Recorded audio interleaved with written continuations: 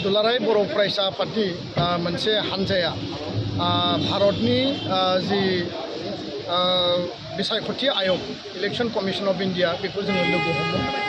आरो आसामाव पार्लियामेन्ट आरो एसेम्ब्लिनि थाखाय समस्ति दाफामनाय डिलिमिटेशननि हाबाफारिया दा सोलिगासिनो दङ आरो बिनि थाखायनो इलेक्शन कमिशन अफ इंडियानि मानगोनां chief election commissioner Rajiv Kumar बिथाङा फैदों आरो बिथांनि गासै टीमा फैदों आरो जोङो जेला इलेक्शन कमिशनखौ लोगो हमदों मानगोनां CEC chief election commissioner Rajiv Kumar बिथाङा जोंनि मेम'रेन्डामखौ आजावदों आरो बिथाङा जोबोद गोसो होनानै खोनासंदों दुलाराय बर' फरायसा आफादनिफ्राय जोङो मोनथाम दाबिखौ स्पष्टयै जोङो मेनसन खालामनानै होदों। गिबि बाथ्राया जाहैबाय जोङो इलेक्शन कमिशनखौ डिलिमिटेशन जि प्रसेस बे प्रसेस खालामनायनि थाखाय जों बिथांमोनखौ बरायो नाथाय डिलिमिटेशन खालामनो थांनायाव समस्ति दाफामनो थांनायाव जाहाथे ट्राइबेलनि इन्टारेस्टआ बर'नि इन्टारेस्टआ खुनु कारनाव जाहाथे खर्ब जाया बे बाथ्राखौनो जों बुंदों। बेखायनो 1 नम्बर बाथ्रायाव जोङो लिरदों जे क'क्राझार जि लकसभा समस्ति दङ बेखौ जेरै दङ स्टेटास को बेखौ रिजार्भ खालामनांगौ जेरै डिफुआ हिल्सनि थाखाय पार्लियामेन्टआव रिजार्भ आरो क'क्राझारा दा प्लेन्सनि शेड्युल माने 6 शेड्युल एरिया हिसाबै दिनै रिजार्भ जानानै दङ बे स्टेटास को जानांगौ कुनु कारनाव भायलेट जानो मोना। जों दाबि खालामदों जे आउट अफ 126 आसामनि जि विधानसभा बिनि 14टा समस्ति मोनब्रै डिस्ट्रिक्ट बिटिआरनि बे 6 शेड्युल जि बड'लेण्ड एरियायाव मोनब्रै जिल्लायाव 14टा समस्ति जों दानायनि बाथ्रा जों प्रप'जेल होदों प्रस्ताब होदों आरो बिनि 8टा समस्तिखौ शेड्युल ट्राइबनि थाखाय माने एसेम्ब्लियाव विधानसभायाव रिजार्भ खालामनायनि थाखाय जोङो दिनै प्रस्ताब होदों आरो लोगोसेनो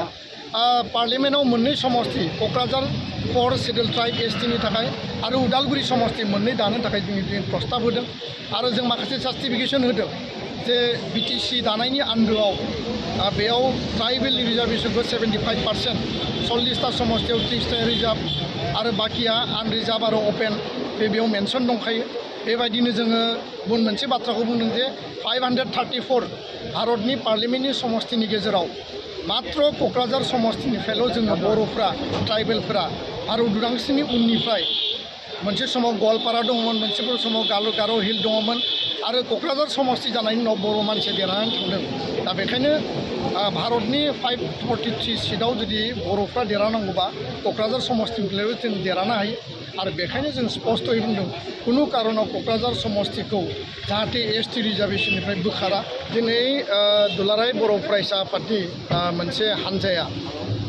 भारतनि जि बिसायख'थि आयोग इलेक्शन कमिशन अफ इंडिया बेखौ जोङो लोगो हमो आरो आसामाव पार्लियामेन्ट आरो एसेम्ब्लिनि थाखाय समस्ति दाफामनाय डिलिमिटेशननि हाबाफारिया दा सोलिगासिनो दङ आरो बिनि थाखायनो इलेक्शन कमिशन अफ इंडियानि मानगोनां chief election commissioner Rajiv Kumar बिथाङा फैदों आरो बिथांनि गासै टीमा फैदों आरो जोङो जेला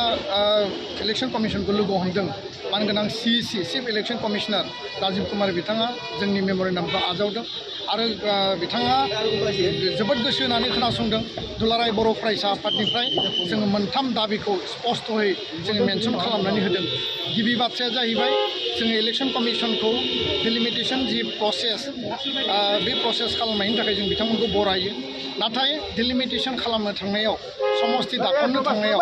जाहाथे ट्राइबेलनि इन्टारेस्टआ बर'नि इन्टारेस्टआ खुनु कारनाव जाहाथे खर्ब जाया बे बाथ्राखौनो जों बुंदों। बेखायनो 1 नम्बर बाथ्रायाव जोङो लिरदों जे क'क्राझार जि लकसभा समस्ति दङ बेखौ जेरै दङ स्टेटास को बेखौ रिजार्भ खालामनांगौ जेरै डिफुआ हिल्सनि थाखाय पार्लियामेन्टआव रिजार्भ आरो क'क्राझारा दा प्लेन्सनि शेड्युल माने 6 शेड्युल एरिया हिसाबै दिनै रिजार्भ जानानै दङ बे स्टेटास को जानांगौ कुनु कारनाव भायलेट जानो मोना। जों दाबि खालामदों जे आउट अफ 126 आसामनि जि विधानसभा बिनि 14टा समस्ति मोनब्रै डिस्ट्रिक्ट बिटिआरनि बे 6 शेड्युल जि बड'लेण्ड एरियायाव मोनब्रै जिल्लायाव 14टा समस्ति जों दानायनि बाथ्रा जों प्रप'जेल होदों प्रस्ताब होदों आरो बिनि 8टा समस्तिखौ शेड्युल ट्राइबनि थाखाय माने एसेम्ब्लियाव विधानसभायाव रिजार्भ खालामनायनि थाखाय जोङो दिनै प्रस्ताब होदों आरो लोगोसेनो पार्लियामेन्टआव मोननै समस्ति क'क्राझार 4 शेड्युल ट्राइब STनि थाखाय आरो उदालगुरि समस्ति मोननै दानो थाखाय जों दिनै प्रस्ताब होदों आरो जों माखासे जास्टिफिकेशन होदों जे BTC दानायनि आन्दोआव बेयाव ट्राइबेल रिजार्भेशनखौ 75% 40टा समस्तियाव 30टा रिजार्भ आरो बाकिया आनरिजार्भ आरो अपेन बेयाव मेनसन दंखायो बेबायदिनो जोङो गुबुन मोनसे बाथ्राखौ बुंदों जे 534